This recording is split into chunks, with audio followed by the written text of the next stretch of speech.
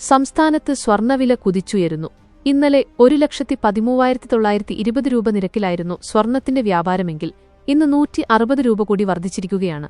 ഇതോടെ ഒരു പവൻ സ്വർണ്ണവില 1,14,080 രൂപയായി ഉയർന്നു. കഴിഞ്ഞ 2 മാസത്തിനിടയിലെ ഏറ്റവും ഉയർന്ന നിരക്കാണിത്. നിലവിൽ 1 ഗ്രാം സ്വർണ്ണത്തിന് 14,260 രൂപയാണ് നൽകേണ്ടത്. വിപണി വിലയോടൊപ്പം 3% GSTയും പണിക്കൂലിയും ഹാൾമാർക്കിംഗ് ചാർജും ചേരുമ്പോൾ ഉപഭോക്താക്കൾ നൽകേണ്ട തുക ഇനിയും ഉയരും. സ്വർണ്ണത്തിനൊപ്പം വെള്ളിവിലയിലും മാറ്റം രേഖപ്പെടുത്തുന്നുണ്ട്. ഗ്രാമിന് 270.10 രൂപയും കിലോഗ്രാമിന് 2,70,100 രൂപയുമാണ് ഇന്നത്തെ വില. വിഷുദിനമായ ഇന്നലെ സ്വർണ്ണവിലയിൽ വൻ മുന്നേറ്റമാണ് ഉണ്ടായത്.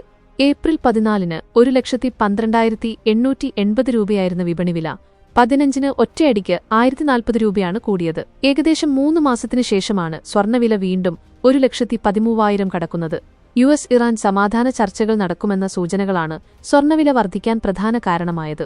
ഇസ്ലാമാബാദിൽ നടന്ന ചർച്ചകൾ പരാജയപ്പെട്ടെങ്കിലും നയതന്ത്ര ബന്ധങ്ങൾ തുടരുന്നത് വിപണിയെ സ്വാധീനിക്കുന്നു. ട്രംപ് ഭരണകൂടം ഇറാനിയൻ കപ്പലുകൾക്ക് ഉപരോധം ഏർപ്പെടുത്തിയതിനു പിന്നാലെ ക്രൂഡ് ഓയിൽ വിലയും കൂടിയിരുന്നു. എന്നാൽ വെടിനിർത്തൽ കരാർ അവസാനിക്കുന്നില്ലെന്ന സൂചനകൾ സ്വർണ്ണവില ഇനിയും കുതിക്കാൻ കാരണമായേക്കാം.